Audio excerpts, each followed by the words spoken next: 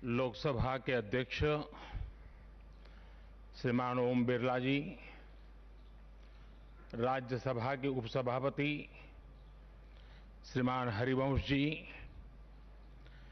केंद्रीय मंत्रिपरिषद के मेरे साथी श्री प्रहलाद जोशी जी, श्री हरदीप सिंह पुरी जी, अन्य राजनीतिक दलों के प्रतिनिधिगण, वर्चुअल माध्यम से जुड़े अनेक देशों के पार्लियामेंट के स्पीकर्स, यहां उपस्थित अनेक देशों के एम्बेसडर्स, इंटर पार्लियामेंट्री यूनियन के मेंबर्स, अन्य महानुभाव और मेरे प्यारे देशवासियों, आज का दिन बहुत ही ऐतिहासिक है। आज का दिन भारत के लोकतांत्रिक इतिहास में मील के पत्थर की तरह है। भारतीयों द्वारा भारतीयता के विचार से ओतप्रोत भारत के संसद भवन के निर्माण का शुभारंभ हमारी लोकतांत्रिक परंपराओं के सबसे अहम पड़ाव में से एक है। हम भारत के लोग मिलकर अपनी संसद के इस नए भवन को बनाएंगे और साथियों, इससे सुंदर क्या होगा, इससे पवित्र क्या होगा जब भारत अपनी आजादी के 75 वर्ष का पर्व मनाए तो उस पर्व की साक्षात प्रेरणा हमारी संसद की नई इमारत बने। आज 130 करोड़ से ज्यादा भारतीयों के लिए बड़े सौभाग्य का दिन है, गर्व का दिन है, जब हम इस ऐतिहासिक पल के साक्षी बन रहे हैं। साथियों, नए संसद भवन का निर्माण नूतन और पुरातन के सह अस्तित्व का उदाहरण है। ये समय और जरूरतों के अनुरूप खुद में परिवर्तन लाने का प्रयास है। मैं अपने जीवन में वो क्षण कभी नहीं भूल सकता जब 2014 में पहली बार एक सांसद के तौर पर मुझे संसद भवन में आने का अवसर मिला था। तब लोकतंत्र के इस मंदिर में कदम रखने से पहले मैंने सिर झुकाकर, माथा टेककर लोकतंत्र के इस मंदिर को नमन किया था। हमारे वर्तमान संसद भवन ने आजादी के आंदोलन और फिर स्वतंत्र भारत को गढ़ने में अपनी अहम भूमिका निभाई है। आजाद भारत की पहली सरकार का गठन भी यही हुआ और पहली संसद भी यहीं बैठी। इसी संसद भवन में हमारे संविधान की रचना हुई, हमारे लोकतंत्र की पुनर्स्थापना हुई। बाबा साहब आंबेडकर और अन्य वरिष्ठों ने सेंट्रल हॉल में गहन मंथन के बाद हमें अपना संविधान दिया।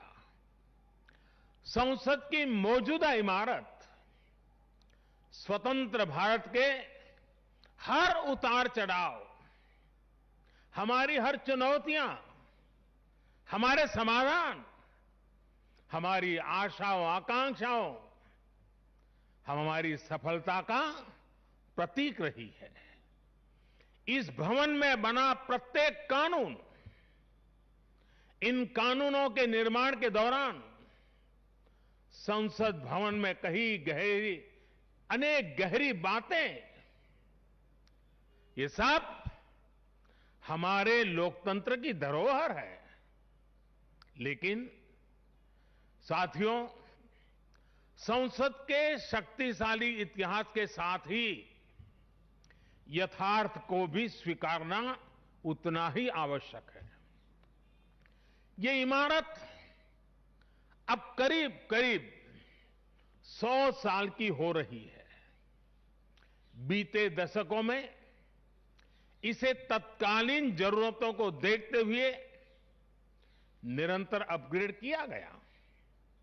इस प्रक्रिया में कितनी ही बार दीवारों को तोड़ा गया है, कभी नया साउंड सिस्टम, कभी फायर सेफ्टी सिस्टम, कभी आईटी सिस्टम। लोकसभा में बैठने की जगह बढ़ाने के लिए तो दीवारों को भी हटाया गया। इतना कुछ होने के बाद संसद का ये भवन अब विश्राम मांग रहा है। अभी लोकसभा अध्यक्ष जी भी बता रहे थे कि किस तरह बरसों से मुश्किलों भरी स्थिति रही है। बरसों से नए संसद भवन की जरूरत महसूस की गई है। ऐसे में ये हम सभी का दायित्व बनता है कि 21वीं सदी के भारत को अब एक नया संसद भवन मिले। इसी दिशा में आज ये शुभारंभ हो रहा है और इसलिए आज जब हम एक नए संसद भवन का निर्माण कार्य शुरू कर रहे हैं तो वर्तमान संसद परिषद के जीवन में नए वर्ष भी जोड़ रहे हैं। साथियों, नए संसद भवन में ऐसी अनेक नई चीजें की जा रही हैं जिससे सांसदों की एफिशिएंसी बढ़ेगी, उनके वर्क कल्चर में आधुनिक तौर तरीके आएंगे।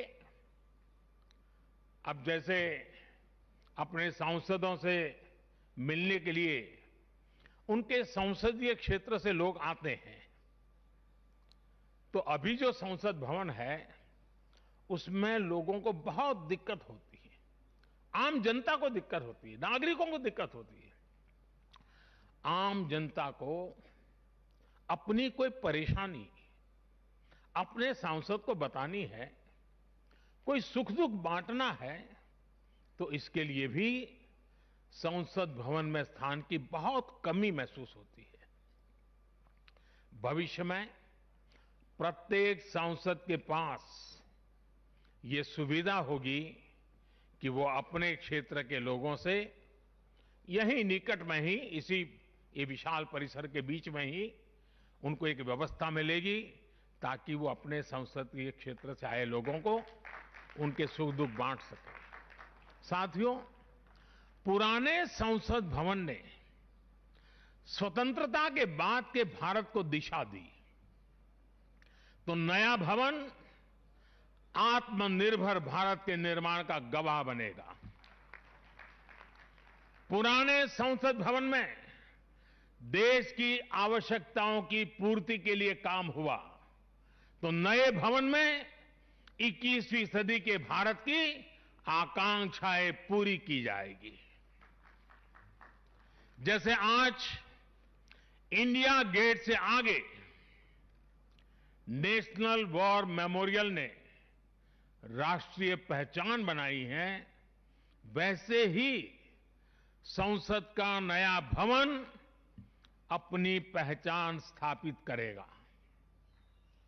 देश के लोग, आने वाली पीढ़ियां नए भवन को देखकर गर्व करेगी कि ये स्वतंत्र भारत में बना है। आजादी के 75 वर्ष का स्मरण करते हुए इसका निर्माण हुआ है। साथियों, संसद भवन की शक्ति का स्रोत उसकी ऊर्जा का स्रोत हमारा लोकतंत्र है। आजादी के समय किस तरह से एक लोकतांत्रिक राष्ट्र के रूप में भारत के अस्तित्व पर संदेह और शंकाएं जताई गई थी, ये इतिहास का हिस्सा है। अशिक्षा, गरीबी, सामाजिक विविधता और अनुभवहीनता जैसे अनेक तर्कों के साथ ये भविष्यवाणी भी कर दी गई थी कि भारत में लोकतंत्र असफल हो जाएगा। आज हम गर्व से कह सकते हैं कि हमारे देश ने उन आशंकाओं को न सिर्फ गलत सिद्ध किया है, बल्कि 21वीं सदी की दुनिया भारत को अहम लोकतांत्रिक ताकत के रूप में आगे बढ़ते हुए देख भी रही है। साथियों, लोकतंत्र भारत में क्यों सफल हुआ, क्यों सफल है और क्यों कभी लोकतंत्र पर आंच नहीं आ सकती, ये बात हमारी हर पीढ़ी को जानना समझना बहुत आवश्यक है। हम देखते सुनते हैं, दुनिया में 13वीं शताब्दी में रचित मैग्ना कार्टा की बहुत चर्चा होती है। कुछ विद्वान इसे लोकतंत्र की बुनियाद भी बताते हैं, लेकिन ये भी बात उतनी ही सही है कि मैग्ना कार्टा से भी पहले 12वीं शताब्दी में 12th सेंचुरी में ही भारत में भगवान बसवेश्वर का अनुभव मंटपम अस्तित्व में आ चुका था। अनुभव मंटपम के रूप में उन्होंने लोक संसद का न सिर्फ निर्माण किया था, बल्कि उसका संचालन भी सुनिश्चित किया था। और भगवान बसवेश्वर जी ने कहा था, ಈ ಅನುಭವ ಮಂಟಪ ಜನಸಭಾ ನಾದಿನ ಮಟ್ಟು ರಾಷ್ಟ್ರದ ಉನ್ನತಿಗೆ ಹಾಗೂ ಅಭಿವೃದ್ಧಿಗೆ ಪುರಗಾವಗಿ ಕೆಲಸ ಮಾಡುತ್ತದೆ। यानी ये अनुभव मंटपम एक ऐसी जनसभा है जो राज्य और राष्ट्र के हित में और उनकी उन्नति के लिए सभी को एकजुट होकर काम करने के लिए प्रेरित करती है। अनुभव मंटपम लोकतंत्र का ही तो एक स्वरूप था। साथियों, इस कालखंड के और पहले जाएं तो तमिलनाडु में चेन्नई से 80-85 किलोमीटर दूर उत्तरा मेरूर नाम के गांव में एक बहुत ही ऐतिहासिक साक्ष्य दिखाई देता है। इस गांव में चोल साम्राज्य के दौरान 10वीं शताब्दी में पत्थरों पर तमिल में लिखी गई पंचायत व्यवस्था का वर्णन है, 10th सेंचुरी। और इसमें बताया गया है कि कैसे हर गांव को कुटुंब में कैटेगराइज किया जाता था, जिनको अगर आज की भाषा में कहना है तो हम आज उसको एक वार्ड कह सकते हैं। उन कुटुंबों से एक एक प्रतिनिधि महासभा में भेजा जाता था। और जैसा आज भी होता है, इस गांव में 1000 वर्ष पूर्व जो महासभा लगती थी, वो आज भी वहां मौजूद है। और साथियों, 1000 वर्ष पूर्व बनी इस लोकतांत्रिक व्यवस्था में एक और बात बहुत महत्वपूर्ण थी। उस पत्थर पे लिखा हुआ है, उस शिलालेख में वर्णन है इसका, और उसमें कहा गया है कि जनप्रतिनिधि को चुनाव लड़ने के लिए अयोग्य घोषित करने का भी प्रावधान था। उस जमाने में। और नियम क्या था? नियम यह था कि जो जनप्रतिनिधि अपनी संपत्ति का ब्यौरा नहीं देगा, वो और उसके करीबी रिश्तेदार चुनाव नहीं लड़ पाएंगे। कितने सालों पहले! सोचिए कितनी बारीकी से उस समय पर हर पहलू को सोचा गया, समझा गया, अपनी लोकतांत्रिक परंपराओं का हिस्सा बनाया गया। साथियों, लोकतंत्र का हमारे इतिहास देश के हर कोने में नजर आता है, कोने कोने में नजर आता है। कुछ शब्दों से तो हम बराबर परिचित हैं। सभा, समिति, गणपति, गणाधिपति, ये शब्दावली हमारे मन मस्तिष्क में सदियों से प्रवाहित है। सदियों पहले शाक्य, मल्ल और बेज्जी जैसे गणतंत्र हो, लिच्छवी, मल्लक, मड़क और कंबोज जैसे गणराज्य हो, या फिर मौर्य काल में कलिंग, सभी ने लोकतंत्र को ही शासन का आधार बनाया था। हजारों साल पहले रचित हमारे वेदों में से ऋग्वेद में लोकतंत्र के विचार को समज्ञान यानी समूह चेतना, कलेक्टिव कॉन्शियसनेस के रूप में देखा गया है। साथियों, आमतौर पर अन्य जगहों पर जब डेमोक्रेसी की चर्चा होती है तो ज्यादातर चुनाव की प्रक्रिया, इलेक्टेड मेंबर्स, उनके गठन की रचना, शासन प्रशासन, लोकतंत्र की परिभाषा इन्हीं चीजों के आसपास रहती है। इस प्रकार की व्यवस्था पर अधिक बल देने को ही ज्यादातर स्थानों पर उसी को डेमोक्रेसी कहते हैं। लेकिन भारत में लोकतंत्र एक संस्कार है। भारत के लिए लोकतंत्र जीवन मूल्य है, जीवन पद्धति है, राष्ट्र जीवन की आत्मा है। भारत का लोकतंत्र सदियों के अनुभव से विकसित हुई व्यवस्था है। भारत के लिए लोकतंत्र में जीवन मंत्र भी है, जीवन तत्व भी है और साथ ही व्यवस्था का तंत्र भी है, तत्व भी है, तंत्र भी है।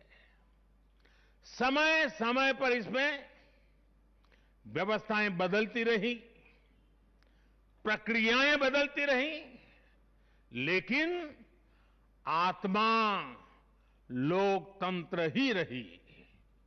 और विडंबना देखिए, आज भारत का लोकतंत्र हमें पश्चिमी देशों से न समझाया जाता है। जब हम विश्वास के साथ अपने लोकतांत्रिक इतिहास का गौरवगान करेंगे तो वो दिन दूर नहीं जब दुनिया भी कहेगी India is mother of democracy, India is mother of democracy, India is mother of democracy. साथियों, भारत के लोकतंत्र में समाहित शक्ति ही देश के विकास को नई ऊर्जा दे रही है, देशवासियों को नया विश्वास दे रही है। दुनिया के अनेक देशों में जहां लोकतांत्रिक प्रक्रियाओं को लेकर अलग स्थिति बन रही है, वहीं भारत में लोकतंत्र नित्य नूतन हो रहा है। हाल के वर्षों में हमने देखा है कि कई लोकतांत्रिक देशों में अब वोटर टर्नआउट लगातार घट रहा है। इसके विपरीत भारत में हम हर चुनाव के साथ वोटर टर्नआउट को बढ़ाते हुए देख रहे हैं, बढ़ता हुआ देख रहे हैं। इसमें भी महिलाओं और युवाओं की भागीदारी निरंतर बढ़ती जा रही है। साथियों, इस विश्वास की, इस आस्था की वजह है भारत में लोकतंत्र हमेशा से ही गवर्नेंस के साथ ही मतभेदों और विरोधाभासों को सुलझाने का महत्वपूर्ण माध्यम भी रहा है। अलग अलग विचार, अलग अलग दृष्टिकोण, ये सब बातें एक वाइब्रेंट डेमोक्रेसी को सशक्त करते हैं। डिफरेंसेस के लिए हमेशा जगह हो, लेकिन डिस्कनेक्ट कभी ना हो, इसी लक्ष्य को लेकर हमारा लोकतंत्र आगे बढ़ा है।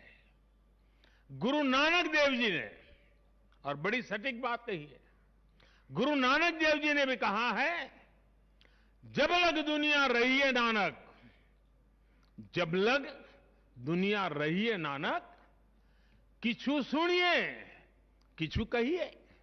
यानी जब तक संसार रहे तब तक संवाद चलते रहना चाहिए।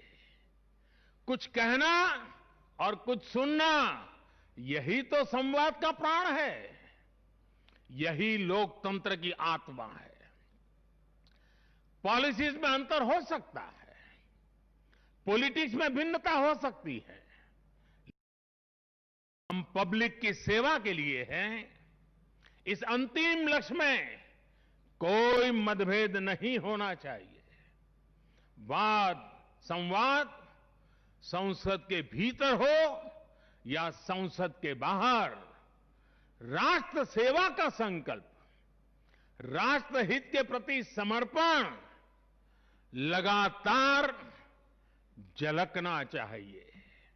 और इसलिए आज जब नए संसद भवन का निर्माण शुरू हो रहा है, तो हमें याद रखना है कि वो लोकतंत्र जो संसद भवन के अस्तित्व का आधार है, उसके प्रति आशावाद को जगाए रखना हम सभी का दायित्व है। हमें हमेशा याद रखना है कि संसद पहुंचा हर प्रतिनिधि जवाबदेह है। ये जवाबदेही जनता के प्रति भी है और संविधान के प्रति भी है। हमारा हर फैसला राष्ट्र प्रथम, नेशन फर्स्ट, इसकी भावना से ही होना चाहिए। हमारे हर फैसले में राष्ट्रहित सर्वोपरि रहना चाहिए। राष्ट्रीय संकल्पों की सिद्धि के लिए हम एक स्वर में, एक आवाज में खड़े हो, ये बहुत जरूरी है। साथियों, हमारे यहां जब मंदिर के भवन का निर्माण होता है, तो शुरू में उसका आधार सिर्फ ईंट पत्थर ही होता है। कारीगर, शिल्पकार सभी के परिश्रम से मंदिर के भवन का निर्माण पूरा होता है। लेकिन वो भवन एक मंदिर तब बनता है, उसमें पूर्णता तब आती है जब उसमें प्राण प्रतिष्ठा होती है। प्राण प्रतिष्ठा होने तक वो सिर्फ एक इमारत ही रहता है। साथियों, नया संसद भवन भी बनकर तो तैयार हो जाएगा, लेकिन वो तब तक एक इमारत ही रहेगा जब तक उसकी प्राण प्रतिष्ठा नहीं होगी। लेकिन ये प्राण प्रतिष्ठा किसी एक मूर्ति की नहीं होगी। लोकतंत्र के इस मंदिर में इसका कोई विधा विधान भी नहीं है, विधि विधान भी नहीं है। इस मंदिर की प्राण प्रतिष्ठा करेंगे इसमें चुनकर आने वाले जनप्रतिनिधि, उनका समर्पण, उनका सेवा भाव इस मंदिर की प्राण प्रतिष्ठा करेगा। उनका आचार, विचार, व्यवहार इस लोकतंत्र के मंदिर की प्राण प्रतिष्ठा करेगा। भारत की एकता, अखंडता को लेकर किए गए उनके प्रयास इस मंदिर की प्राण प्रतिष्ठा की ऊर्जा बनेंगे। जब एक एक जनप्रतिनिधि अपना ज्ञान, अपना कौशल्य, अपनी बुद्धि, अपनी शिक्षा, अपना अनुभव पूर्ण रूप से यहां निचोड़ देगा, राष्ट्रहित में निचोड़ देगा, उसी का अभिषेक करेगा, तब इस नए संसद भवन की प्राण प्रतिष्ठा होगी। यहां राज्यसभा काउंसिल ऑफ स्टेट्स है, एक ऐसी व्यवस्था है जो भारत के फेडरल स्ट्रक्चर को बल देती है। राष्ट्र के विकास के लिए राज्य का विकास, राष्ट्र के विकास के लिए राज्य का विकास, राष्ट्र की मजबूती के लिए राज्य की मजबूती, राष्ट्र के कल्याण के लिए राज्य का कल्याण, इस मूलभूत सिद्धांत के साथ काम करने का हमें प्रण लेना है। पीढ़ी दर पीढ़ी आने वाले कल में जो जनप्रतिनिधि यहां आएंगे, उनके शपथ लेने के साथ ही प्राण प्रतिष्ठा के इस महायज्ञ में उनका योगदान शुरू हो जाएगा। इसका लाभ देश के कोटि कोटि जनों को होगा। संसद की नई इमारत एक ऐसी तपोस्थली बनेगी जो देशवासियों के जीवन में खुशहाली लाने के लिए काम करेगी, जन कल्याण का काम करेगी। साथियों, 21वीं सदी भारत की सदी हो, यह हमारे देश के महापुरुषों और महान नारियों का सपना रहा है। लंबे समय से इसकी चर्चा हम सुनते आ रहे हैं। 21वीं सदी भारत की सदी तब बनेगी जब भारत का एक एक नागरिक अपने भारत को सर्वश्रेष्ठ बनाने के लिए अपना योगदान देगा। बदलते हुए विश्व में भारत के लिए अवसर बढ़ रहे हैं। कभी कभी तो लगता है जैसे अवसर की बाढ़ आ रही है।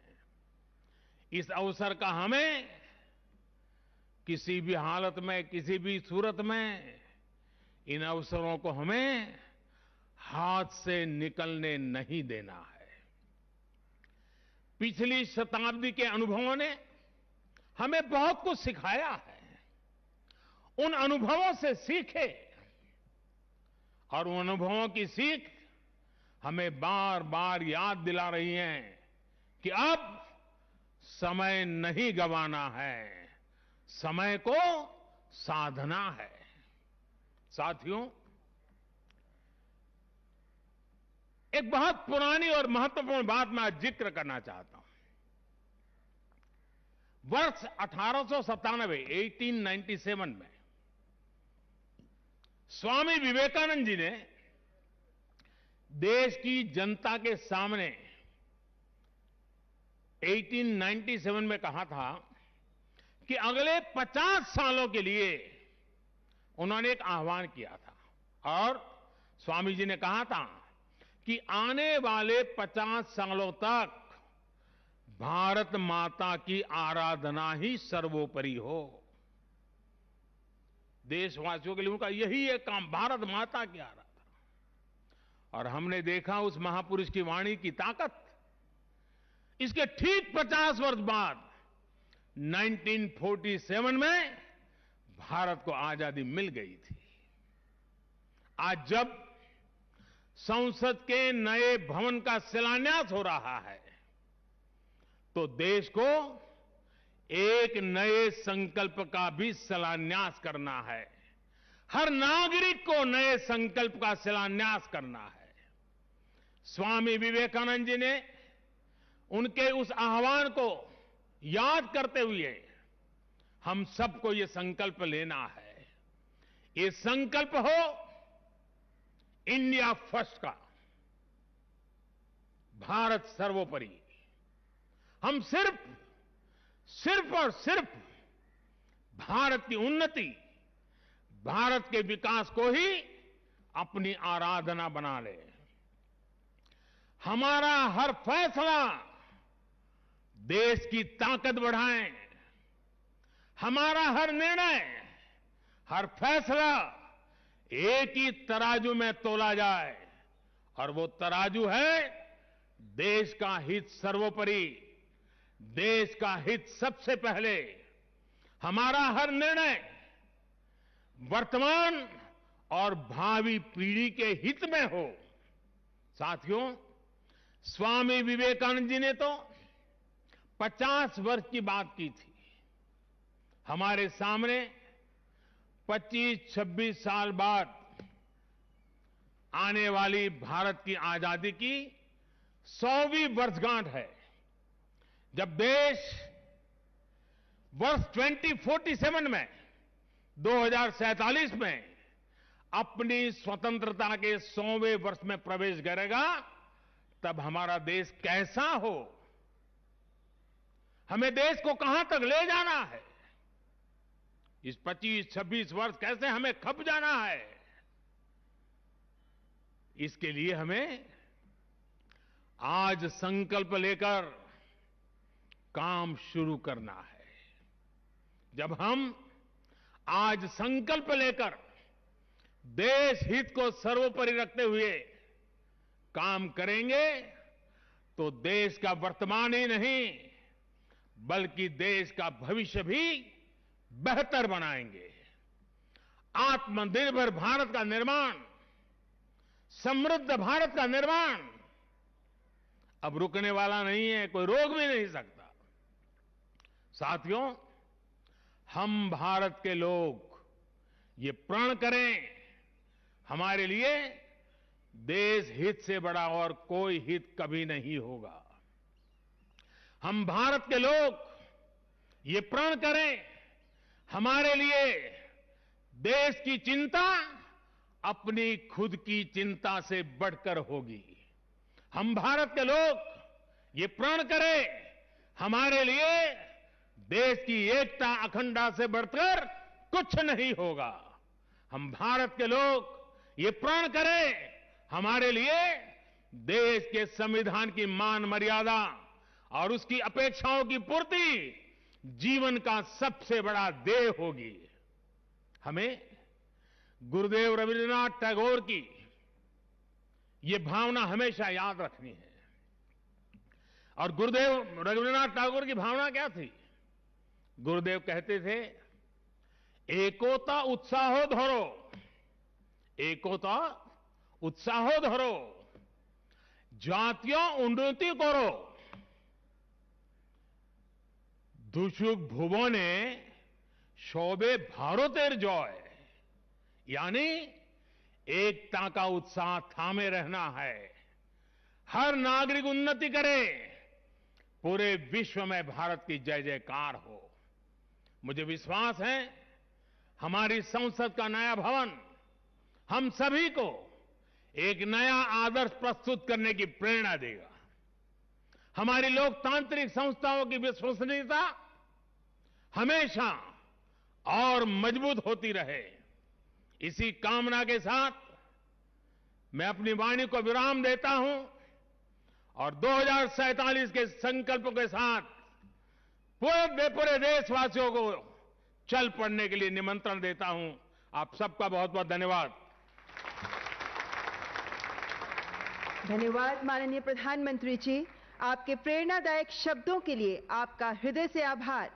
अंत्योदय से राष्ट्रोदय की संकल्पना को साकार करते मां भारती की सेवा में समर्पित माननीय प्रधानमंत्री जी, आपके मार्गदर्शन में बनने वाला नया संसद भवन विश्व की ललाट पर दमकते भारत के लोकतंत्र को समर्पित है, जो भारत सर्वोपरि का जो नारा आपने दिया उसे मूर्त रूप भी देगा। और अब धन्यवाद ज्ञापन के लिए मैं संसदीय कार्य मंत्री श्री प्रहलाद जोशी जी को आमंत्रित करती हूं।